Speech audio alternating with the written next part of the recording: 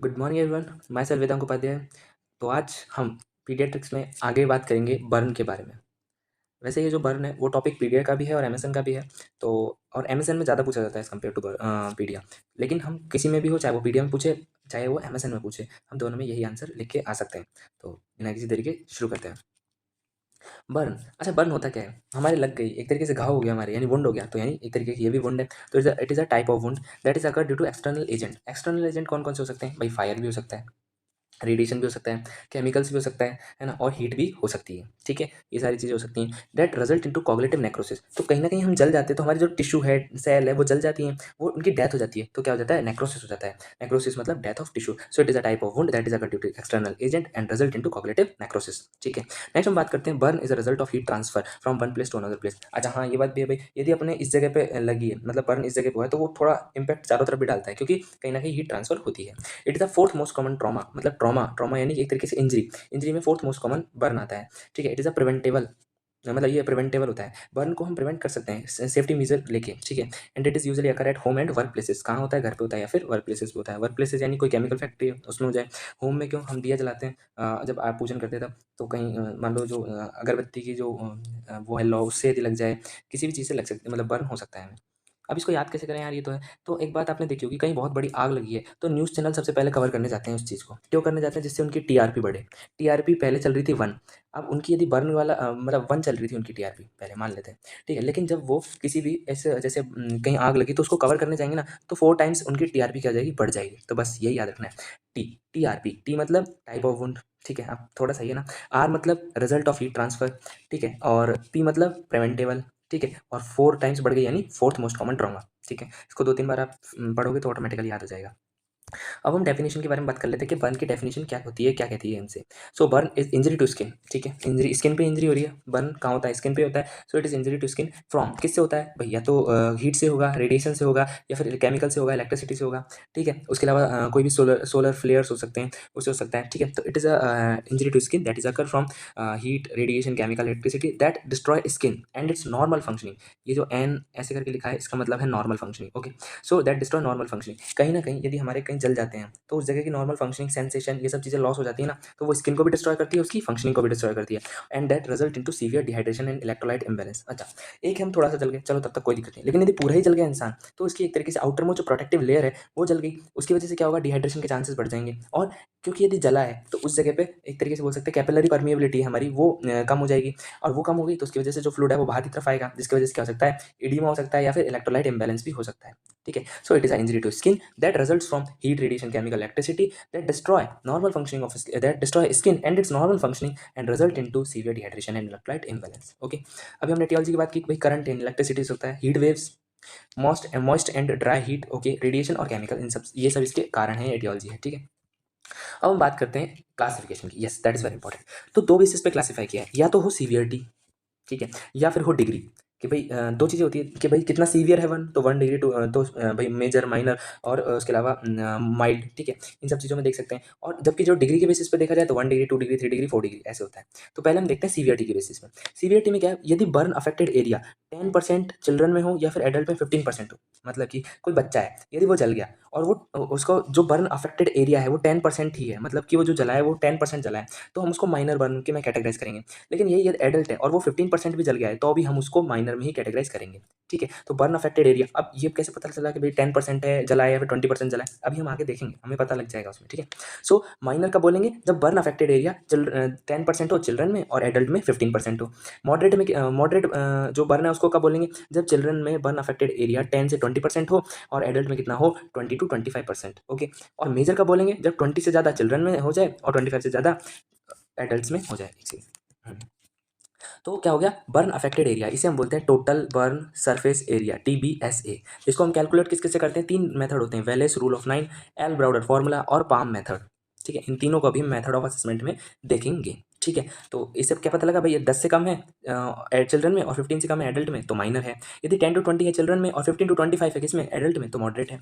और यदि 20 से ज़्यादा है बर्न अफेक्टेड एरिया या TBSA तो उसको मेजर बोल देंगे, और 25 से ज़्यादा एडल्ट में तो अभी उसे हम मेजर बोल देंगे। ये वाला जो क्लासिफिकेशन है वो इतना ज़्यादा पूछा नहीं जाता। जो सबसे ज़्यादा पूछा जाता है वो होता है डिग्री वाला, 1 डिग्री, 2 डिग्री, 3 डिग्री, 4 डिग्री। तो आइए इसको हम याद करते हैं। ये कुछ थोड़ा ऐसा लग रहा होगा कि हाँ यार घिच-पिच कर दिया, लेकिन याद करने का भी एक मेथड है इसका। हमने 4 पार्टों में डिवाइड किया, 1 degree, 2 degree, 3 degree, 4 degree. Okay, सबसे पहले हमने देखा कि बर्न हो कैसे रहा है, इसको क्या बोलते हैं, तो it is also called as superficial burn, it is called as partial thickness burn, इसको हमने बोल दिया फुली थिकनेस बर्न, और इसको हम बोल दिया डीप फुली थिकनेस बर्न। क्यों क्यों बोला है वो आगे हमें पता लग जाएगा। हम जानते हैं हमारी स्किन में बहुत सारी लेयर्स होती हैं, पहले एपिडर्मिस होती है, फिर डर्मिस होती है, फिर उसके बाद और लेयर्स आती हैं, फिर आती है हमारी सबक्यूटेनियस, उसके बाद हमारे आते हैं बोन्स एंड मसल्स। ठीक है, अब यदि केवल और केवल एपिडर्मिस को अफेक्ट करे तो वो 1 डिग्री है, यदि वो डर्मिस को भी इन्वॉल्व कर ले तो 2 डिग्री है। ठीक है, और यदि वो सबक्यूटेनियस को इन्वॉल्व कर ले तो 3 डिग्री है, और यदि वो मसल और बोन तक पहुंच जाए तो वो 4 डिग्री है। ठीक है, चलिए एक एक करके अभी देखते हैं, सब कुछ लिखा हुआ है। अब इट इन्वॉल्व एपिडर्मिस, इसमें क्या इन्वॉल्व होती है, एपिडर्मिस इन्वॉल्व होती है, इसमें एपिडर्मिस तो होगी और डर्मिस का भी 1/2 टू 7/8 पार्ट होगा। ये क्यों होगा, इसको भी हम इस जगह पे देखा जाएगा। ठीक है, अब इसमें एपिडर्मिस हो गई, इसमें एपिडर्मिस प्लस डर्मिस, इसमें एपिडर्मिस प्लस सबक्यूटेनियस, यानी epidermis plus dermis plus subcutaneous. ठीक है, और इसमें क्या हो जाएगा, epidermis plus subcutaneous plus bone plus muscle. तो मैंने जैसा भी बताया था कि ये मान लो हमारी किसी की स्किन है, इसमें कई सारी लेयर्स हैं। ठीक है, इसको हमने बोल दिया एपिडर्मिस, इसको हमने बोल दिया क्या, डर्मिस, डर्मिस, इसको हमने क्या बोल दिया, इसको हमने बोल दिया सबक्यूटेनियस, और इसको बोल दिया हमने बोन। तो जब ऊपर वाले लेयर को अफेक्ट करेगा एपिडर्मिस को, तो हम उसको बोलेंगे 1 डिग्री। ओके वेट, उसको हम क्या बोलेंगे, 1 डिग्री बोलेंगे। हाँ, उसको हम क्या बोलेंगे, 1 डिग्री बोलेंगे। और जब वो डर्मिस को इन्वॉल्व कर लेगा तो उसको हम 2 डिग्री बोल देंगे। जब वो सबक्यूटेनियस को इन्वॉल्व कर लेगा तो हम उसको 3 डिग्री बोल देंगे। और जब वो बोन को भी इसमें अंदर इन्वॉल्व कर लेगा, बोन या मसल को, तो हम बोलेंगे 4 डिग्री। ठीक है, होप तो ये समझ आया होगा। अब हम आगे चलते हैं और आगे इसका और देखते हैं। ठीक है, अब क्या है इसमें, पेन डिक्रीज ऑन कूलिंग। अब भैया जला है तो कहीं ना कहीं पेन तो होगा ही ना हमें, पेन तो होगा ही। ठीक है, तो पेन डिक्रीज ऑन कूलिंग। इससे पहले हम देख लेते हैं एक और चीज़, स्किन फंक्शनिंग। भाई स्किन फंक्शनिंग इसमें अल्टर्ड नहीं होती, यानी स्किन फंक्शनिंग ठीक होती है। हमने डेफिनेशन में देखा था कि भाई बर्न क्या होता है, burn is a type, is a injury to skin that is occur due to, किसकी वजह से हो सकता है भाई, हीट, केमिकल, रेडिएशन, इन सब की वजह से होता है। That results into destruction of skin and its normal functioning, यानी नॉर्मल फंक्शनिंग को क्या कर रहा था, अल्टर्ड कर रहा था। लेकिन टाइप फर्स्ट है, यानी जो 1 डिग्री वाला है, उसमें ये क्या कर रहा है, स्किन फंक्शनिंग को एक तरीके से डिस्ट्रॉय नहीं कर रहा है, स्किन फंक्शनिंग इंटैक्ट है। लेकिन यदि यही टाइप सेकंड है तो उसमें देखेंगे कि कुछ फंक्शन स्किन के लॉस हो चुके हैं, जैसे कि सेंसेशन नहीं हो रहा है ना, हम टच करेंगे तो उसके फील नहीं हो रहा कि यार कुछ टच तो कोई कर ही नहीं रहा, ऐसे तो मतलब एक तरीके से सेंसरी फंक्शन जा सकते हैं, यानी कुछ ही फंक्शन अल्टर्ड होंगे। लेकिन यदि ये 3 डिग्री है तो मोस्टली फंक्शन अल्टर्ड हो जाएंगे, मोस्टली। और यदि 4 डिग्री है तो सारे फंक्शन लॉस हो जाएंगे स्किन में, सारे के सारे। ठीक है, अब ये तो हमने सभी में बात की। अब पहले हम 2 डिग्री को थोड़ा सा आगे देख लेते हैं। हमने बताया था यहाँ पे कि जो बर्न है, ठीक है, वो बर्न उसमें एपिडर्मिस और डर्मिस इन्वॉल्व है। ठीक है, एपिडर्मिस और डर्मिस इन्वॉल्व है, तो लेकिन डर्मिस 1/2 टू 7/8 पार्ट तक इन्वॉल्व है। अब कैसे कैटेगराइज करें भैया, किसी में तो आधा भी हो सकता है, किसी में 7/8 भी हो सकता है। तो हमने इसको इस तरह से देखा है कि भाई जो सुपरफिशियल है, यदि इसको भी दो पार्टों में डिवाइड कर दिया, 2 डिग्री को भी दो पार्टों में डिवाइड कर दिया, सुपरफिशियल 2 डिग्री और डीप 2 डिग्री। ठीक है, सुपरफिशियल 2 डिग्री में देखो 2 डिग्री यानी एपिडर्मिस तो होगी। ठीक है, अब डर्मिस का आता है कि डर्मिस कौन सी होगी, तो एक होती है पेपिलरी डर्मिस जो कि थोड़ी ऊपर होती है, फिर आती है रेटिकुलर डर्मिस जो कि थोड़ी नीचे होती है, यानी ये एपिडर्मिस है, इसके नीचे ये हो गई पेपिलरी डर्मिस और ये हो गई रेटिकुलर डर्मिस। यदि ये दोनों ही इन्वॉल्व हैं तो इसको हम बोलेंगे सुपरफिशियल 2 डिग्री, लेकिन बर्न यहाँ तक हो गया तो इसको हम बोलेंगे डीप 2 डिग्री। ओके, आप देखिए तो ये क्या हो गया, इसमें सुपरफिशियल 2 डिग्री में एपिडर्मिस प्लस पेपिलरी डर्मिस, और डीप 2 डिग्री में epidermis plus reticular dermis. Okay done है, अब हम वापिस ऊपर आ जाते हैं।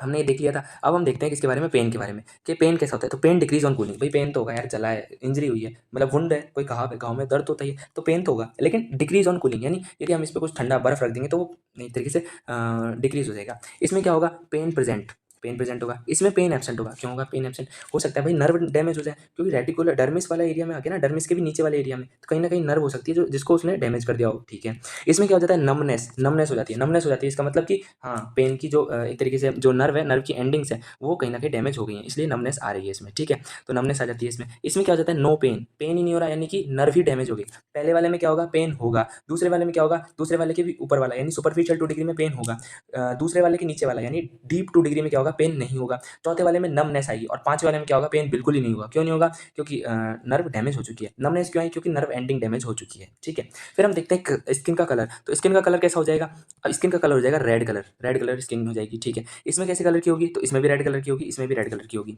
ठीक है, अब इसमें किस कलर की हो जाएगी, तो व्हाइट ब्राउन कलर की हो जाएगी, व्हाइट और ब्राउन कलर की। ओके, क्योंकि कहीं ना कहीं सबक्यूटेनियस जो एक तरीके से बोल सकते हैं लेयर है वो दिखना स्टार्ट हो जाएगी इसलिए। और इसमें कैसे हो जाएगी, ब्लैक कलर की हो जाएगी, ब्लैक बिल्कुल चार्टेड ब्लैक बोल सकते हैं इसको, CHARRED, ठीक है, इस कलर की स्किन हो सकती है। ठीक है, नेक्स्ट हम देखते हैं इसमें स्कारिंग, भाई स्कार प्रेजेंट है क्या या नहीं है, तो इसमें स्कार नहीं बनता है। इसमें इन दोनों में भी स्कार नहीं बनता है। इसमें बनता है या नहीं बनता है, इसमें बनता है स्कार और इसमें भी बनता है। ये मैंने मेंशन नहीं किया आई थिंक, बट इसको देख लेना, लास्ट के दो वालों में भी स्कार बनता है। ठीक है, अब नेक्स्ट देखते हैं कितने दिन लगते हैं, 3 से 7 दिन। अब इसको याद करने का तरीका बताऊँ, यहाँ लिख दो 3 से 7, इधर लिख दो 7 से 14, इधर लिख दो 14 से 35। फिर अभी अपने थोड़ी देर पहले 3 से 7 लिखा था, वापिस 3 से 7 लिख दो और फिर लिख दो भाई मंथ टू ईयर्स। जैसे ये क्या था, 3 से 7 दिन था, डे, ये तो 3 से 7 दिन में ही सही हो जाएगा। ये 7 से 14 दिन में सही होगा, ये 14 से 35 दिन में सही होगा, ये 3 से 7 वीक हफ्तों में सही होगा, और इसको तो मंथ और ईयर्स लगेंगे। ठीक है, ये भी हो गया हमारा। फिर हम नेक्स्ट बात करते हैं किसके बारे में, एक चीज, ये यस ओके, ये हो गया। अब रिकवरी हो जाएगी। ओके, इसमें क्या था, इसमें 7 से 14 दिन लग रहा था, ये बता दिया। अब एक आती है ब्लैचिंग, ब्लैचिंग होती है या नहीं होती, तो इसमें लिखेंगे ब्लैचिंग ऑन प्रेशर, मतलब ब्लैंचिंग कब होगी, जब प्रेशर देंगे, ऐसे प्रेशर देंगे ना तब जाके ब्लैंचिंग होगी। इसमें क्या होगी, ब्लैंचिंग टच करने पे हो जाएगी, इसमें ब्लैंचिंग होगी ही नहीं। ठीक है, और इनमें भी ब्लैंचिंग नहीं होगी। एक चीज़ और आती है कि 2 to 3 सेंटीमीटर डीप वुंड हो सकता है। जैसे एक तो नॉर्मल अपने ऐसे लगा, थोड़ा सा जल गए हम थोड़ा सा इस जगह पे, तो केवल ऊपर सुपरफिशियली जले। लेकिन एक होता है 3 डिग्री यानी सबक्यूटिनस, तो इसमें कुछ ना कुछ अंदर भी ऐसे गड्ढा टाइप से हो जाएगा, तो वो कितना होगा, 2 to 3 सेंटीमीटर डीप। ओके, सो यही था इसमें जो कि मैंने बताया आपको कि भाई सुपरफिशियल बर्न बोलते हैं, ये सब बोलते हैं। होप सो ये समझ आया होगा। एक बार हम जल्दी से इसको समराइज कर देते हैं। इसको सुपरफिशियल बर्न बोलते हैं, इसको पार्शियल थिकनेस बर्न, इसको फुली थिकनेस, और इसको deep fully thickness, 1 to 3 degree 4 degree. Epidermis की अलग अलग, सॉरी, स्किन की अलग अलग लेयर्स होती हैं। पहले आती है एपिडर्मिस, यदि 1 डिग्री है तो उसमें एपिडर्मिस होगा। 2 डिग्री है तो उसमें डर्मिस भी इन्वॉल्व होगी। डर्मिस भी दो टाइप की होती है, ऊपर वाली को बोलते हैं हम पेपिलरी डर्मिस और नीचे वाली को बोलते हैं रेटिकुलर डर्मिस। यदि ऊपर वाली स्किन मतलब डर्मिस से इन्वॉल्व होगी यानी epidermis plus papillary dermis involve है, तो हम उसको बोलेंगे सुपरफिशियल 2 डिग्री। और यदि epidermis plus reticular dermis involve है तो उसको हम बोलेंगे डीप 2 डिग्री। ठीक है, फिर आती है सबक्यूटेनियस टिश्यू। यदि सबक्यूटेनियस टिश्यू भी इन्वॉल्व हो गए तो हम उसको बोलेंगे 3 डिग्री। और बोन और मसल जो सबसे लास्ट में आती है, यदि वो भी इन्वॉल्व होगी तो हम उसको क्या बोलेंगे, 4 डिग्री। ठीक है, नेक्स्ट हम बात करते हैं स्किन फंक्शनिंग। भाई पहला वाला है, उसमें तो स्किन फंक्शनिंग बिल्कुल पेयर्ड रहेगी, कोई दिक्कत की बात नहीं है, पूरा टोटल इंटैक्ट रहेगी, जिसे अपन बोल सकते हैं। 2 डिग्री में क्या होगा, 2 डिग्री में कुछ ना कुछ फंक्शनिंग उसकी अल्टर्ड हो जाएगी। 3 डिग्री में क्या होगी, मोस्टली फंक्शन अल्टर्ड हो जाएंगे, और लास्ट 4 डिग्री में सब कुछ गायब हो जाएगा। ठीक है, इसमें रेड कलर हो जाता है, इसमें भी रेड कलर ही होता है दोनों में, चाहे वो 2 डिग्री सुपरफिशियल हो चाहे डीप हो। इसमें व्हाइट कलर या ब्राउन कलर होता है, इसमें क्या होता है, ब्लैक कलर हो जाता है, चार्टेड ब्लैक कलर। ठीक है, इसमें क्या होता है, स्कैरिंग नहीं होती, इसमें भी स्कैरिंग नहीं होती, इसमें स्कैरिंग होती है और इसमें स्कैरिंग होती है। ऐसे याद कर लो, इन दोनों में स्कैरिंग होती है, इन दोनों में स्कैरिंग नहीं होती। ठीक है, ये हो गया। फिर हम बात करते हैं पेन, तो pain decrease on cooling, pain इसमें प्रेजेंट होता है, इसमें थोड़ा कम होता है। इसमें नमनेस आ जाती है और इसमें बिल्कुल ही नहीं होता। इसमें नमनेस क्यों आती है, क्योंकि नर्व एंडिंग डिस्ट्रॉय हुई है, नर्व एंडिंग, नर्व की जो एंड वाला पार्ट है वो डिस्ट्रॉय हुआ है। इसमें क्यों पेन नहीं हो रहा बिल्कुल भी, क्योंकि इसमें नर्व ही पूरी गायब होगी। जब नर्व की एंडिंग जा रही है तो नमनेस आ रही है, और नर्व पूरी गायब हो रही है तो पेन ही नहीं हो रहा। ठीक है, फिर कितने दिन में सही हो जाएगा, तो 3 से 7 दिन में सही हो जाएगा, 7 से 14 दिन में सही हो जाएगा, 14 से 35 दिन में सही हो जाएगा, 3 से 7 हफ्तों में सही हो जाएगा, और इसको मंथ से ईयर लगेंगे। एक चीज़ और आती है कि भाई ग्राफ्टिंग, तो इसमें ग्राफ्टिंग की जरूरत हो भी सकती है, नहीं भी हो सकती है, लेकिन इसमें ग्राफ्टिंग की जरूरत होगी। ग्राफ्टिंग क्या होता है, एक जगह से स्किन को हटा के दूसरी जगह लगा देना। ठीक है, ये कब होगा, जब भाई सीवियर वुंड होगा तब। ठीक है, और इसको हमने ये अच्छे से दिखा भी रखा है, देखिए 1 डिग्री केवल एपिडर वन एक सेकंड वेट। 1 डिग्री केवल एपिडर्मिस इन्वॉल्व है, 2 degree epidermis plus dermis involve है, 3 डिग्री सबक्यूटेनियस टिश्यू भी इन्वॉल्व है। यही चीज़ इसमें लिख रखी है, डर्मिस एपिड, ओके वेट, इसने शायद ये इन्होंने उल्टा लिख दिया। ये फर्स्ट वन है ये एपिडर्मिस और सेकंड वन डर्मिस है, ये अपोजिट लिख रखा है। ओके, नेक्स्ट हम बात करते हैं इसके, हाँ ये देखिए और अच्छा डायग्राम है, ये तो नॉर्मल हमारा हैंड है। यदि केवल और केवल एपिडर्मिस इन्वॉल्व हुई है तो उसको हमने बोल दिया 1 डिग्री। यदि डीपर गया है यानी कि इसमें डर्मिस भी इन्वॉल्व है तो 2 डिग्री हो गया। यदि और ज़्यादा डीपर है, सबक्यूटेनियस टिश्यू इन्वॉल्व है, तो हमने 3 डिग्री बोल दिया। और 4 डिग्री का बोला जब उसमें बोन या मसल्स भी इन्वॉल्व है तब। ठीक है, और बस ये आप डायग्राम से और अच्छे से समझ सकते हैं। ठीक है, अब हम नेक्स्ट बात करते हैं रूल। अब हमने बताया था कि रूल ऑफ असेसमेंट होते हैं, हमने TBS बताया था, TBS total burn surface area. हमने बताया था अभी 10 डिग्री हो 15 डिग्री हो तो हम उसको ये तो चिल्ड्रन में, ये एडल्ट में तो इसको हम बोलेंगे माइनर बोलते हैं इसको। ऐसे यदि 10 से 20 हो 15 से 25 हो तो उसको हम क्या बोलेंगे, मॉडरेट बोलेंगे। और 20 से ज़्यादा हो और 25 से ज़्यादा हो, चिल्ड्रन और एडल्ट की बात कर रहा हूँ रेस्पेक्टिवली हर किसी में। ठीक है, तो क्या बोलेंगे, इसको हम मेजर बोलेंगे। तो बस अब इसको कैलकुलेट कैसे करेंगे, तो इसको कैलकुलेट करने के 3 फॉर्मूले होते हैं। एक होता है वेलेस रूल ऑफ 9, सेकंड होता है एल्वराडो फार्मूला, और तीसरा होता है पाम मेथड। ठीक है, अब ये होता क्या क्या है इनको हम जल्दी से देख लेते हैं। ठीक है, वेलेस रूल ऑफ 9 को एक तरीके से हम, मैं थोड़ा सा है ना गंदा सा डायग्राम बना के आपको बताता हूँ। देखिए मान लीजिए, प्लीज़ हंसिएगा मत।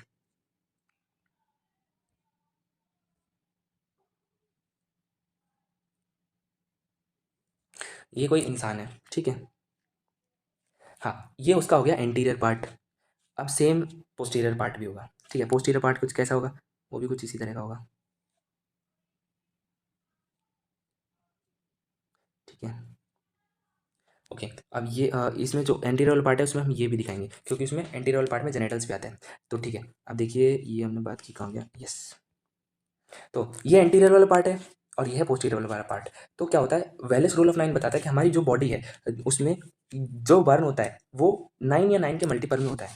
9 का मल्टीपल क्या हो सकता है, 9 वन 9, 9 टू 18, 9 से 27, तो ऐसे है ना। और ऐसे यदि 4.5 भी हो सकता है, क्योंकि मल्टीपल तो है ही वो 9 का। तो क्या हुआ, एंटीरियर और पोस्टीरियर वाले पार्ट में हमने डिवाइड कर दिया हमारी बॉडी को। एंटीरियर वाला पार्ट हो गया सीधा, जैसे मैं अभी खड़ा हूँ तो हम ये हो गया मेरा एंटीरियर पार्ट, और मैं उल्टा हो जाऊँ तो वो पीछे वाला पार्ट हो गया पोस्टीरियर। तो इसको दिया 4.5%, इसको दिया 4.5%, इसको दिया 4.5%, 45 में 4.5%।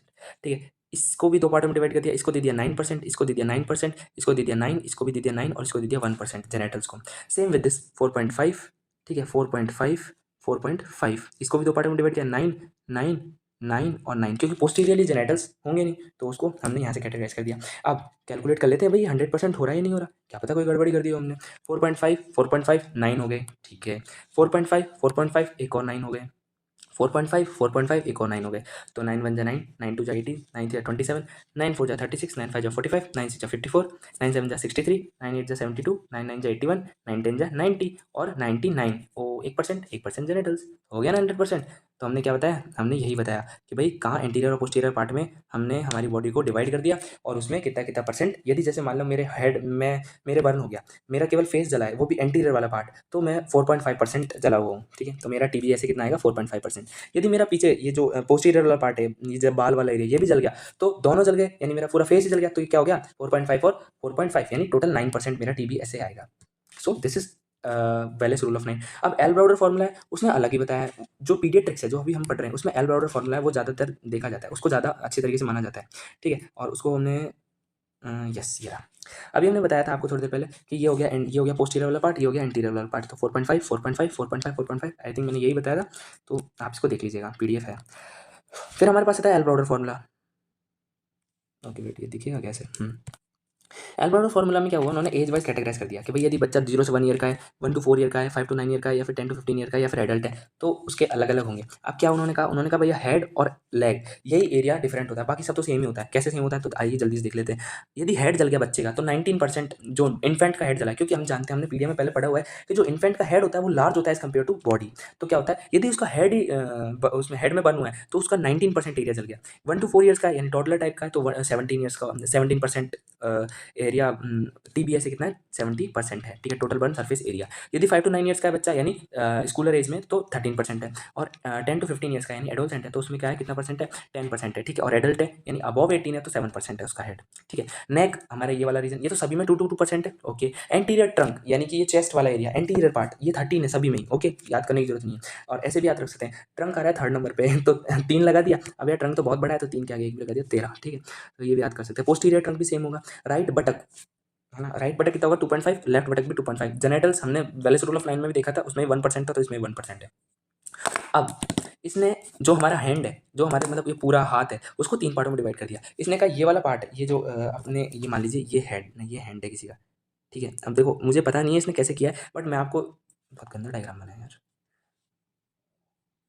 ओके, प्लीज़ थोड़ा-सा है ना, आप देख लीजिएगा, क्योंकि सच में बहुत गंदा डायग्राम बनाया, मैंने सोचा नहीं था कि गंदा बनेगा, ठीक है। तो इसने जो हमारा पूरा हैंड है ना, उसको 3 पार्टों में डिवाइड किया है। ये है पेक्टोरल ग्राइडल, यहाँ से यहाँ तक का जो हिस्सा है, इसको उसने बोला है फोर आर्म, ठीक है। यहाँ से जो यहाँ सॉरी ये वाला इसको बोला है इसने आर्म, आर्म बोला है इसको आर्म, ठीक है। ये इससे आगे की तरफ है तो इसको बोल दिया फोर आर्म, ठीक है। और ये जो ये वाला हिस्सा है इसको इसने बोला है हैंड, ठीक है। अब ये बोला या नहीं बोला इसका एग्जैक्टली मुझे आइडिया नहीं, लेकिन मैंने इसको इस तरह से याद किया है, तो मैं आपको इस तरह से बता सकता हूँ। तो इसने कहा कि यदि केवल आर्म वाला एरिया यानी यहाँ से यहाँ तक का एरिया जला है तो 4% टीबीएस है। यदि फोर आर्म यानी इधर से लेकर और इधर तक का एरिया जला है तो इसको हमने बोल दिया 3%। और केवल मेरा हैंड वाला जला है एरिया तो उसको इसको बोल दिया इसने 2.5%। वही चीज़ इसमें मेंशन कर रखी है कि क्या जेनेटल्स 1%, ठीक है। फिर आर्म वाला जो एरिया है उसको बोल दिया फोर क्या बोल दिया आर्म, ये वाला पेक्टोरल ग्रेडल से ये नी जॉइंट, वो सॉरी क्या बोलते हैं एल्बो जॉइंट तक, ठीक है, उसको 4% दिया, ठीक है। लेफ्ट में भी सेम ही होगा, फोर आर्म यानी कि नी जॉइंट एल्बो जॉइंट से हमारा जो ये रिस्ट जॉइंट तक, वहाँ तक का कितना बोला है, उसको बोल दिया हमने 3%, चाहे वो लेफ्ट में हो चाहे राइट में हो। और फिर ये रिस्ट जॉइंट से हमारे जो ये फैलेंजेस है यहाँ तक के एरिया को क्या बोला है, हैंड बोला है, उसको 2.5% दिया है, ठीक है। Same with thigh, same with leg, leg को भी 3 पार्टों में डिवाइड किया है, ठीक है। थाई वाला रीजन है उसको 5.5 दिया है, और ये हाँ, इसको एज वाइज कैटेगराइज कर दिया। बच्चा यदि छोटा है तो उसकी थाई का एरिया कम होगा, यदि थोड़ा बड़ा है थोड़ा बड़ा है थोड़ा बड़ा है तो कहीं ना कहीं उसका एरिया बढ़ता जा रहा है। तो 5.5, 6.5, 8.5, 8.5, 9.5, क्या उसको 7.5 पसंद नहीं था, he don't like M S Dhoni, so उसको 7 पसंद नहीं था, तो उसने कहा यार 7 तो मैं रखूंगा नहीं, तो 7 को हटा दिया, उसने कहा डायरेक्टली 8.5 ले आते हैं, तो 5.5 सॉरी तो 5.5, 6.5, 8.5, 8.5 और 9.5, ठीक है। ये राइट थाई हो चाहे लेफ्ट थाई हो सभी में सेम है। फिर लेग की बात आ गई, लेग यानी कि नी जॉइंट से लेकर हमारा जो टार्सल वाला जॉइंट है वहाँ तक का, ठीक है। उसमें राइट लेग और लेफ्ट लेग, तो 5, 5, 5.5, 6 एंड 7, ठीक है। लास्ट, और ये लेफ्ट के लिए भी सेम है, राइट के लिए भी सेम है। अब फुट का एरिया आता है, ठीक है। फुट में क्या है 3.5, 3.5, 3.5 सभी का सेम है। तो अब आपने कहीं ना कहीं गौर किया कि जो इसका हिस्सा है ना वो केवल दो चीज़ों में अलग जा रहा है। यस, इधर देख लेते हैं, इसका जो हिस्सा है वो हेड का, मतलब जो एडल्ट है उसका हेड भी अलग है और लेग अलग जा रहा है, बस वही चीज़ में कैटेगराइज किया था इसने।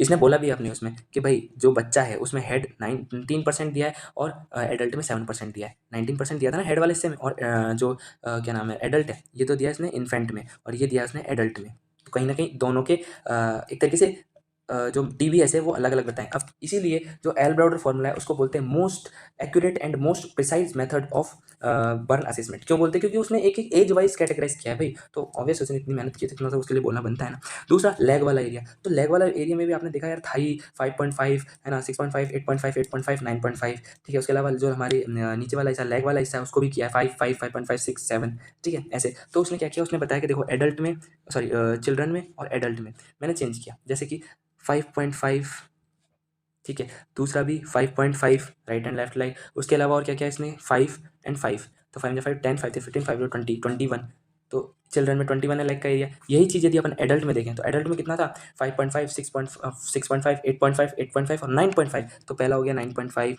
दूसरा भी लेफ्ट का और राइट का 9.5 हो गया, ठीक है। लेग वाला एरिया में कितने जा रहा था, तो 5, 5, 6, 5.5, 6 और 7, 7, 7 और 7, तो 9 1 9, 9 2 18 और 19, 19 प्लस 14 कितना हो गया 33। तो जो लेग वाला एरिया है उसका जो चिल्ड्रन में वो तो है कितना, अभी कितना निकाला था 21 निकाला था आई थिंक, है ना। 5 5 10 5 5 20, हाँ 21 निकाला था। और यदि यही हमने एडल्ट में देखा तो हमने एडल्ट में कितना देखा 33% देखा। यही चीज़ उसने मेंशन की है। ये मुझे पता है आप लोगों को समझ नहीं आया क्योंकि मैंने बहुत जल्दीबाजी में किया, इसलिए मैं आपको इसका आगे एक PDF में और बता दूंगा, ठीक है। मैंने अभी जो बोला ना वो ये था कि जो हेड वाला एरिया है 19 है और एडल्ट में 7 है, तो ठीक है। तो उसने ये चीज़ बताई एल ब्राउडर ने कि जो हमारा हेड वाला हिस्सा है वो चिल्ड्रन में तो 19% होता है और एडल्ट में 7% होता है, ठीक है। अब दूसरी बात आई उसके लेग वाले एरिया की, क्योंकि बाकी सब तो सभी में सेम है, आपने देखा ना ट्रंक वाला एरिया सभी में सेम, नेक वाला एरिया सभी में सेम, लेकिन आई कहाँ बात आई यहाँ पे थाई पे 5.5, 5.5, ठीक है। फिर 5 और फिर 5, तो 5 इन 5, 5 टू 10, 5 3 15, 5 4 20, 0.5, 0.5, 1, यानी 21 चिल्ड्रन में, और 9.5, 9.5, 19 हो गया, और 7 और 7 14 हो गया, तो 33 हो गया। तो उसने यही कहा कि चाहे कोई भी मान लो किसी भी एज का है, यदि उसकी ट्रंक जली है तो सभी को 13% दिया, ठीक है। लेकिन यदि कोई मान लो एडल्ट है और उसका लेग वाला एरिया जला है तो उसको 33% दिया जाएगा, और चिल्ड्रन है तो उसको 21% दिया जाएगा। ये है, ये चीज़ इसने प्रिसाइजली बताई, तो इसीलिए इसको बोलते हैं most precise method to calculate burn, to calculate burn, ठीक है। नेक्स्ट पैथोफिजियोलॉजी के बारे में बात कर लेते हैं। पैथोफिजियोलॉजी कैसे होती है, अरे सॉरी, पैथोफिजियोलॉजी के बारे में बात कर लेते हैं। तो पहले etiology, due to etiological cause tissue damage हुआ, कॉग्निटिव नेक्रोसिस हुई, उसकी वजह से अब यदि टिश्यू डैमेज होगा तो सेल्स कुछ ना कुछ तो निकालेगी, तो वेसोएक्टिव सब्सटेंस निकाल दिया, उसकी वजह से क्या हो गया कैपिलरी की परमेबिलिटी बढ़ गई, कैपिलरी परमेबिलिटी बढ़ गई मतलब कि सारी चीज़ बाहर आना स्टार्ट हो जाएगी, तो एडिमा हो जाएगा। अब यदि यही एडिमा कहाँ हो सकता है, जहाँ पे साइट ऑफ इंजरी पे होगा, लेकिन यदि मान लो 3 डिग्री 4 डिग्री यानी पूरी बॉडी में जल गया तो क्या हो जाएगा, whole over the body edema फैल जाएगा, और जनरलाइज एडिमा क्या बोलते हैं, एनासार का बोलते हैं, ठीक है। अब यदि पूरी बॉडी में ही हो गया तो कहीं ना कहीं हाइपोवॉलीमिया हो जाएगा, और हाइपोवॉलीमिया होगा इसकी वजह से कार्डिक आउटपुट डिक्रीज हो जाएगा, रीनल आउटपुट डिक्रीज हो जाएगा, और साइन एंड सिम्टम अपीयर होना स्टार्ट हो जाएंगे, ठीक है। नेक्स्ट हम बात करते हैं फैक्टर अफेक्टिंग की। फैक्टर अफेक्टिंग क्या कहते हैं, ठीक है। फैक्टर अफेक्टिंग, एक सेकंड, यस, फैक्टर अफेक्टिंग है हमारे पास SSLAD, सिद्धार्थ लाड। अब आपने कोई रोहित शर्मा का फैन है तो उसको ये पता होगा कि जो रोहित शर्मा है उनके जो एक तरीके से जिन्होंने उनको बचपन में सिखाया था क्रिकेट खेलना, उनका नाम, उनके जो बेटे का नाम है सिद्धार्थ लाड, ठीक है ना। तो हमने क्या कर दिया, सिद्धार्थ लाड से याद किया है। SSLAD क्या होता है, SSLAD का मतलब, एस मतलब होता है सोर्स। सोर्स कौन सा हो सकता है, मान लो यदि कोई है एक बच्चा है है ना, उसके इलेक्ट्रिसिटी से बर्न लगा है तो, या फिर केमिकल से बर्न हुआ है, केमिकल नहीं चलो उसको है ना ऐसी नॉर्मल हीट से बर्न हुआ है तो वो थोड़ा सा जलेगा और दिख बहुत ज़्यादा रहा है। लेकिन यदि मान लो कहीं न्यूक्लियर विस्फोट हो गया तो उस जगह पे तो क्या होगा भाई, पता ही नहीं लगेगा कि कहाँ लगी है, कहाँ इंटरनल डैमेज हुआ है सारा। सो सोर्स पे डिपेंड करता है, हो सकता है कि जो न्यूक्लियर बर्न वाला है वो दिखे ना इतना, लेकिन सीवियर वो ज़्यादा है as compare to normal fire burn. ठीक है, तो सोर्स पे डिपेंड करता है।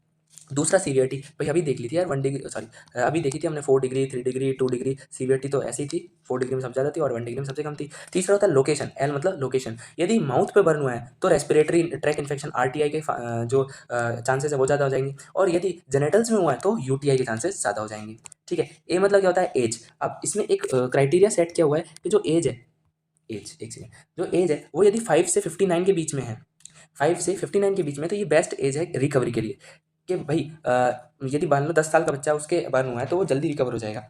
लेकिन 5 से कम यानी less than 5 and more than 59, इस जगह पे जो हमारा इम्यून सिस्टम है वो या तो डिक्रीज हो जाता है या फिर वो इमेच्योर रहता है। इमेच्योर किस में रहेगा, 5 साल से कम 5 साल से कम वाले बच्चों में, और 59 ईयर से ज़्यादा वालों में क्या हो जाएगा, इम्यून सिस्टम डिक्रीज हो जाएगा। इस वजह से रिकवरी के चांसेस कम हो जाते हैं। सो एज भी एक फैक्टर है कि मान लो यदि कोई एक इंसान है 70 साल का, उसके बर्न हुआ है और सेम बर्न हुआ है 10 साल के बच्चे का, तो 10 साल का बच्चा है ना उसमें रिकवरी के चांसेस ज़्यादा होते हैं। फिर लास्ट आता है हमारे पास डी यानी डिजीज एसोसिएटेड। हम सभी जानते हैं डायबिटीज मेलाइटिस एक ऐसा डिजीज होती है जिसमें यदि थोड़ा सा भी घाव हो जाता है तो उसमें वो सही होने में बहुत टाइम लगता है। क्यों? क्योंकि हाइपर ग्लाइसीमिया होता है। हाइपर यानी ज़्यादा, ग्लाइसीमिया, ग्लाय मतलब ग्लूकोज, और ईमिया मतलब ब्लड के अंदर, तो यानी ब्लड के अंदर ग्लूकोज का ज़्यादा अमाउंट हो जाना, उसको हम क्या बोलते हैं, हाइपर ग्लाइसीमिया। सो यदि मान लो कोई डायबिटीज़ वाला पेशेंट है, उसके बर्न हो गया तो बहुत टाइम लगाएगा भाई वो तो। ठीक है, तो बस यही बात है। अब हम बात करेंगे सीएम यानी क्लिनिकल मैनिफेस्टेशन के बारे में। अब बर्न सीवियर भी हो सकता है तो हम एक एक सिस्टम पे देख लेते हैं। बीपी डिक्रीज हो जाएगा, टैकीकार्डिया हो जाएगा, हाइपोटेंशन हो जाएगा, कार्डिक आउटपुट डिक्रीज हो जाएगा, कार्डिक परफ्यूजन डिक्रीज हो जाएगा। अच्छा कैसे याद करें यार, देखो एक कहीं ना कहीं आप सोचते हैं, अभी हमने देखा कि इडीमा हो रहा था, इडीमा हो रहा था तो हाइपोवॉलेमिया हो रहा था, हाइपोवॉलेमिया हो रहा था तो कहीं ना कहीं फ्लूइड बाहर आ रहा था, तो कार्डिक आउटपुट तो वैसे ही कम हो गया।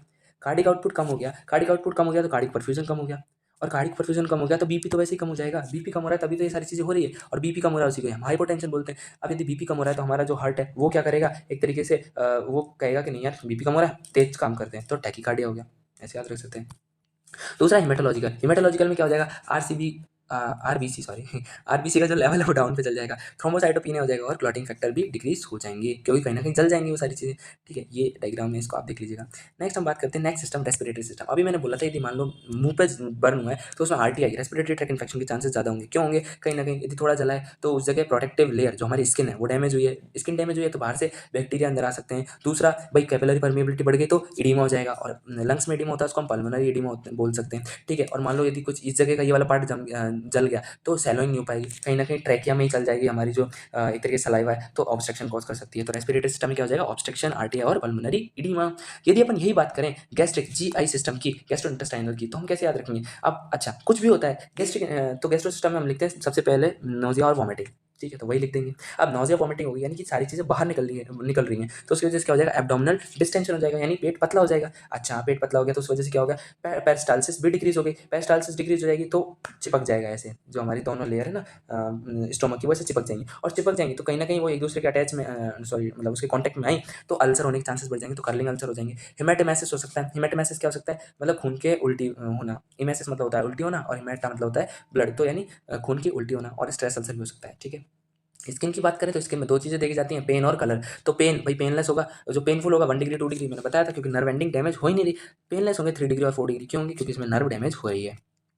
इम्यूनोलॉजिकल की बात करें तो डब्ल्यूबीसी कम हो गई और रिस्क ऑफ इन्फेक्शन बढ़ गई। क्यों बढ़ गई, प्रोटेक्टिव लेयर कम हो गई, एक तो स्किन हट गई, और दूसरा डब्ल्यूबीसी भी डाउन पे चले गई। अब बात करते हैं कलर के बारे में। कलर तो वैसे भी हम लोग को पता है, रेड कलर का हो जाएगा, नो ब्रेक ऑन स्किन यानी ब्लीचिंग नहीं हो रहा। ठीक है, सॉरी ब्लीचिंग नहीं, ब्रेक नहीं हो रहा स्किन में, है ना। दूसरा रेड कलर है, रेड कलर के ब्लिस्टर्स फॉर्म होना स्टार्ट हो जाएंगे। व्हाइट ब्राउन और ब्लैक कलर की हो जाएगी, और 4 डिग्री में क्या हो जाएगा, चार्टेड ब्लैक। अच्छा ये ब्लिस्टर वाला शायद मैं बताया नहीं आपको, ये वाला जो डायग्राम है इसमें अपन देख सकते हैं, कहीं ना कहीं आपको ब्लिस्टर टाइप से दिख रहे हैं, नहीं दिख रहे, ये है 2 डिग्री में। तो ठीक है, 2 डिग्री में ब्लिस्टर भी होते हैं। ये शायद मैं उस जगह मेंशन करना भूल गया, तो प्लीज़ अब आप ऐड कर लीजिएगा कि रेड कलर स्किन और ब्रेक नहीं होता स्किन में, यानी टूटती नहीं है स्किन, तो 1 डिग्री। रेड कलर और ब्लिस्टर भी आ जाए तो 2 डिग्री। ठीक है, व्हाइट ब्राउन और ब्लैक कलर हो जाए तो इसको हम बोलेंगे 3 डिग्री। और 4 चार्डेड ब्लैक, ब्लैक की जगह हम क्या लिख देंगे, CHARRED, चार्डेड ब्लैक, तो उसको हम बोलेंगे 4 डिग्री। ठीक है, ये कंप्लीट हो गया। अब सबसे इंपॉर्टेंट चीज़ हमारा आता है मैनेजमेंट के बारे में। वैसे लेक्चर थोड़ा बड़ा हो रहा है तो थोड़ा जल्दी से करते हैं हम इसको। ठीक है, मैनेजमेंट में 3 फेज़ होती हैं। अच्छा, इसके मैनेजमेंट की 3 फेजेज़ कौन-कौन सी होती है? सबसे पहली होती है इमरजेंट फेज़, ओके, इमरजेंसी वाली। दूसरी होती है एक्यूट फेज़ और तीसरी होती है रिहैबिलिटेटिव फेज़। तो आइए जल्दी से देखते हैं। अब इमरजेंट फेज़ क्या होगी? इमरजेंट फेज़ को रिससिटेटिव फेज़ भी बोलते हैं, ठीक है। ड्यूरेशन कितनी होती है इसकी? इसकी ड्यूरेशन होती है 0 टू 3 डेज़, ठीक है, यानी कि 0 से 24 टू 72 आवर्स तक की जो टाइम पीरियड होता है वो इमरजेंट फेज़ में आता है। गोल क्या होता है इस फेज़ का? अच्छा, हम मैनेजमेंट करेंगे तो हमारा मेन मैनेजमेंट क्या होगा कि शॉक से बचाए, यानी हाइपोवोलेमिया से और रेस्पिरेटरी डिस्ट्रेस होने से बचाए। रेस्पिरेटरी डिस्ट्रेस क्यों? कहीं न कहीं ऑब्स्ट्रक्शन हो सकता है, पल्मोनरी एडिमा हो सकता है, तो डिस्ट्रेस तो हो ही सकता है, ठीक है। अब इसमें 2 टाइप की केयर प्रोवाइड की जाती है, प्री हॉस्पिटल केयर और इमरजेंसी केयर। इमरजेंसी केयर कहाँ प्रोवाइड करवाएँगे? हॉस्पिटल में। और प्री हॉस्पिटल केयर भई पहले ही पता लग रहा है नहीं, हॉस्पिटल से पहले। तो इसमें हम स्टॉप यूज़ करते हैं। स्टॉप क्या है? फर्स्ट एड है।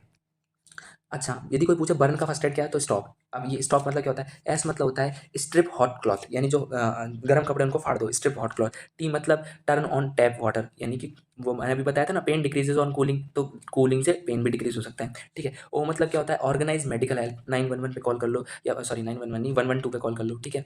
112 ही होता है शायद। और पी मतलब होता है protect the site with clear cloth या फिर क्लीन क्लॉथ। अच्छा, गंदे क्लॉथ से क्यों नहीं? क्योंकि भाई पहले प्रोटेक्टिव लेयर हट गई तो इन्फेक्शन के चांसेस बढ़ा दोगे तुम, इसलिए क्लीन क्लॉथ होना चाहिए, ओके। तो STOP, strip hot cloth, turn on tap water, organise medical help, and P मतलब protect the burn site with clean cloth, okay. Next हम बात करते हैं, ये तो हो गया प्री हॉस्पिटल केयर। अब हमने ऑर्गेनाइज मेडिकल हेल्प मतलब मेडिकल हेल्प को बुला लिया, इमरजेंसी 108 पे कॉल कर लिया, तो क्या हो गया? एम्बुलेंस आ गई, तो एम्बुलेंस को हॉस्पिटल ले गए। हॉस्पिटल में क्या करेंगे?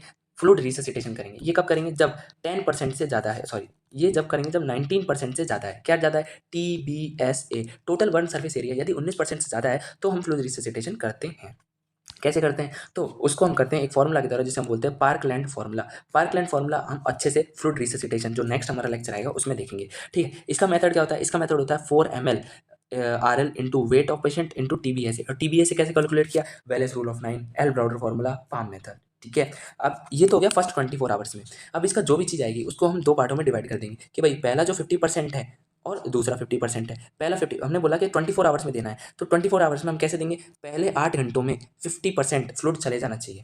इसका जो भी रिजल्ट आया, मान लो एक्स रिजल्ट आया, तो पहले 8 घंटों में 50% चले जाना चाहिए, और नेक्स्ट 16 आवर्स में नेक्स्ट 50% जाना चाहिए। यानी इसकी इन्फ्यूजन रेट क्या हो गई? इसकी इन्फ्यूजन रेट हो गई 50%, initial 50% in 8 our and next 50% in 16 hours, okay. क्योंकि ये 24 आवर्स के लिए कैलकुलेट किया है। अब नेक्स्ट 24 आवर्स के लिए क्या किया? ये क्या है? ये तो हो गया हमारा क्रिस्टेलॉइड, यानी कि RL है, NS है, DNS है।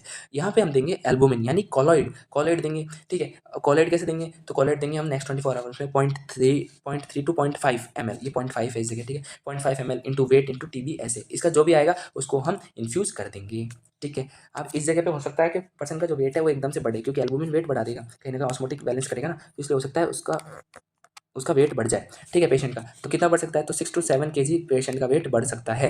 कितने घंटों में? 72 आवर्स में। तो ये नॉर्मल है, ऐसा कोई सोचना नहीं, अरे अरे पेशेंट मोटा हो गया, नहीं, ऐसा कुछ नहीं सोचना पड़ेगा, ठीक है। फिर हम बात करते हैं सेकंड फेज, एक्यूट फेज की। एक्यूट फेज को हम इंटरमीडिएट फेज भी बोलते हैं। इसके गोल होता है WPI। कैसे याद रखेंगे WPI? आजकल चल रहा है IPL का जो वुमेन वाला है उसको हम बोलते हैं WPL। अच्छा, तो उसमें क्या हुआ? हरमनप्रीत कौर है ना, उसने बहुत अच्छी इनिंग खेली, तो लोगों ने बोल दिया यार ये तो एक लीग की जगह एक इनिंग ही हो गई, तो वुमेन प्रीमियर इनिंग, ये हम याद कर सकते हैं। वैसे इसका कोई सेंस नहीं था, बट फिर भी WPI हम याद रख सकते हैं। W क्या हो गया? Wound healing. हमारा गोल क्या है? वुंड हील करना। P क्या है? Pain management. और I क्या है? इन्फेक्शन से बचाना। यानी कि जो एक्यूट फेज है उसमें हमारा गोल क्या रहेगा? वुंड हीलिंग, पेन मैनेजमेंट और इन्फेक्शन कंट्रोल, ठीक है। फर्स्ट वाली फेज में क्या था? शॉक का मैनेजमेंट करना और रेस्पिरेटरी डिस्ट्रेस से पेशेंट को बचाना, ठीक है। इसका ड्यूरेशन कितना है? 4th to wound healing. अच्छा, 4th टू वुंड हीलिंग मतलब कि 1 से 3 दिन तो हमारा, यानी 0 से 3 दिन तो हमारा कौन लेके जा रहा था? Emergent phase. तो चौथे दिन से ही तो हुई, तो 4th day to wound healing, जब तक वुंड हील नहीं हो जाता तब तक ये चलता है। इसमें एक इंपॉर्टेंट लाइन कि कर्लिंग अल्सर में also occur at first week of burn. Burn के फर्स्ट वीक में एज अ कॉम्प्लिकेशन जनरेट हो सकता है कर्लिंग अल्सर। अब इसमें हम करते क्या है? तो इसमें हम सबसे पहले देते हैं हाइड्रोथेरेपी। हाइड्रोथेरेपी क्यों देते हैं? हाइड्रो मतलब पानी, थेरेपी यानी थेरेपी, तो यानी पानी हम क्यों छिड़केंगे? क्योंकि जिससे वुंड को क्लीन करा जा सके। डिब्राइडमेंट क्या होता है? Removal of स्चियार। स्चियार क्या होता है? मान लो ये वुंड है, इसके ऊपर एक ऐसी चीज़ बन गई, ठीक है, थोड़ी-सी मतलब एक तरीके से हार्ड आर्ट सी, उसको हम बोलते हैं इश्तिहार। तो इसको हटाते हैं। इसको क्यों हटाते हैं? इसको इसलिए हटाते हैं क्योंकि उसके नीचे यानी इश्तिहार के नीचे जो बैक्टीरिया या फिर वायरसेज़ है, मतलब बैक्टीरिया, उनका क्या होता है, माइक्रोब्स बोल सकते हैं। माइक्रोब्स का क्या हो सकता है, एक तरीके से प्रोलिफरेशन हो सकता है। तो इसलिए डिब्राइडमेंट भी ज़रूरी है। पहले हाइड्रोथेरेपी कर दी, यानी वुंड को क्लीन कर दिया, जिससे एक्सटर्नल जो कोई भी सोर्स है, एजेंट्स है, वो आए ना। दूसरा हो गया डिब्राइडमेंट। डिब्राइडमेंट मतलब इश्तिहार का रिमूवल। इश्तिहार क्या होता है, वुंड के ऊपर जो कवर होता है, उसको हम इश्तिहार बोलते हैं। क्यों हटा रहे हैं? इसलिए हटा रहे हैं क्योंकि जो बैक्टीरिया, वायरस जो भी इसके अंदर प्रोलिफरेट कर रहे हैं, उनको हम हटा सकें। अच्छा, अब यदि हमने इश्तिहार हटा दिया, वो तो बल्कि डायरेक्ट कॉन्टैक्ट में आ गया आउटर एनवायरनमेंट के, तो बल्कि चांसेस बढ़ जाएगा। इसलिए हम क्या लगा देंगे, ऑइंटमेंट लगा देंगे, सल्फर सल्फाडाइजीन, ठीक है। अब न्यूट्रिशन आता है। न्यूट्रिशन कितना देना होता है? यदि कोई बर्न है, सीवियर बर्न का पेशेंट है, तो उसको कैलोरी 5000 कैलोरी पर डे ज़्यादा चाहिए होती है नॉर्मल इंसान से। मतलब मान लो नॉर्मली एक इंसान है किसी भी एज का, उसको 3000 कैलोरी चाहिए, और यदि कोई सीवियर बर्न का आ गया तो उसे टोटल 8000 कैलोरी चाहिए एक दिन में रिकवरी के लिए, ठीक है। वुंड हीलिंग हो रही है इसलिए। क्यों क्यों होती है? क्योंकि जो बेसल मेटाबॉलिक रेट है वो 40 से 100 गुना ज़्यादा होता है बर्न वाले पेशेंट का। तो हम उसको न्यूट्रिशन कैसे देंगे? High calorie, high carbohydrate, protein, high fat, ये सब डाइट देंगे। क्यों देंगे? हीलिंग बढ़ जाए और इन्फेक्शन कंट्रोल भी हो जाए। नेक्स्ट हम बात करते हैं स्किन ग्राफ्टिंग। स्किन ग्राफ्टिंग क्या होता है? स्किन ग्राफ्टिंग का मतलब यहाँ पे घाव हुआ, ठीक है, वो सही हो ही नहीं रहा भाई, 2 डिग्री का या मतलब 3 डिग्री का घाव हुआ है, मतलब 3 डिग्री का बर्न हुआ है, ठीक है। तो उसमें क्या हुआ, वो सही नहीं हो रहा, तो हम क्या करेंगे, कोई दूसरी स्किन, मतलब किसी और जगह की स्किन हटा के इस जगह लगा देंगे, ठीक है, जिससे कि जो वुंड है वो हील हो जाए, ठीक है। नेक्स्ट हम बात करते हैं रिहैबिलिटेशन, जो कि हमारा लास्ट फेज होता है। रिहैबिलिटेशन दो टाइप से होता है, अर्ली एंड लेट। अर्ली यानी अब ये अर्ली और लेट किस बेसिस पे बताया, तो ये बताया कि भाई हम रिहैबिलिटेशन कब से स्टार्ट कर रहे हैं। तो ड्यूरिंग वुंड हीलिंग, भाई वुंड हीलिंग चल रही है तभी हमने उसका रिहैबिलिटेशन स्टार्ट कर दिया, और या फिर आफ्टर वुंड हीलिंग, यदि वुंड हीलिंग हो गई उसके बाद हम उसका रिहैबिलिटेशन कर रहे हैं तो उसको हम बोलेंगे लेट रिहैबिलिटेशन, और चलते हुए में कर दी तो ड्यूरिंग रिहैबिलिटेशन। इसका एम क्या होता है? इसका एम होता है SCI। एस मतलब होता है स्किन इंटीग्रिटी को मेंटेन करना, सी मतलब होता है कॉस्मेटिक सर्जरी, और आई मतलब क्या होता है, क्या नाम है, मूवमेंट को मतलब एक तरीके से मोबिलाइजेशन को इंप्रूव करना, इंप्रूव मोबिलाइजेशन, ठीक है। कहीं ना कहीं बर्न हुआ है तो पेशेंट चल नहीं पाएगा ना, तो रिहेबिलिटेशन में हम इंप्रूव करेंगे उसका मोबिलाइजेशन, स्किन इंटीग्रिटी को मेंटेन करेंगे और कॉस्मेटिक सर्जरी करेंगे, ठीक है। ड्यूरेशन क्या हो गया? Duration during acute face treatment, यानी कि वुंड हीलिंग 2 मंथ और ईयर्स हो सकता है, बेड सीवियरिटी पे डिपेंड करता है, ठीक है। Type of rehabilitation, vocational, psychological, physiological. Yes, ये तीनों क्यों? वोकेशनल तो इसलिए क्योंकि यार ऑब्वियसली हमें उसे सेल्फ सफिशिएंट बनाना है, इसीलिए क्या हम उसको वोकेशनल रिहेबिलिटेशन देंगे। साइकोलॉजिकल क्यों देंगे? भाई यदि बर्न हुआ है, ऐसा थोड़ी वो खुद जला होगा, उसका सामान भी जला होगा, कहीं ना कहीं उसके माइंड में एंजाइटी होगी, फियर होगा कि यार मैं क्या करूँगा, मेरा तो सब कुछ जल गया, तो उसको हम साइकोलॉजिकल रिहेबिलिटेशन भी देंगे। और फिजियोलॉजिकल रिहेबिलिटेशन क्यों देंगे, यानी फिजियोथेरेपी क्यों देंगे? ऑब्वियसली उसको मूवमेंट में, अब हमने बताया था ना एम क्या है, इंप्रूव मोबिलाइजेशन, तो इसलिए हम फिजियोथेरेपी भी देंगे। नेक्स्ट हम बात करते हैं डायग्नोसिस के बारे में। इमरजेंट फेज में क्या होता है? इनफेक्टिव एयरवे क्लियरेंस, ठीक है, ineffective breathing exchange, fluid volume deficit, acute pain. Acute phase में देखा जाएगा तो फ्लूइड वॉल्यूम डेफिशिएट का फर्स्ट बनेगा। रिस्क ऑफ इन्फेक्शन क्यों होगा? क्योंकि प्रोलिफरेशन ज़्यादा हो सकता है किसके नीचे, इस के नीचे, इसलिए। Imbalance nutrition, skin integrity impaired हो जाएगी, और रिहेबिलिटेशन में एक्टिविटी इंटॉलरेंस और knowledge deficient. So this is all about our chapter और यूनिट। चैप्टर तो पीडीएम में और यूनिट बर्न में, वो सॉरी यूनिट एमएसएन में, यूनिट 5th है एमएसएन की, ठीक है। तो ये हमारा कंप्लीट हो गया। अब हम इसमें नेक्स्ट लेक्चर में बात करेंगे फ्लूइड रिप्लेसमेंट थेरेपी के बारे में, एफआरटी, दूसरा स्किन ग्राफ्टिंग के बारे में। होप सो आपको समझ आया होगा। Thank you so much, stay tune with us and like and subscribe our channel. Thank you so much.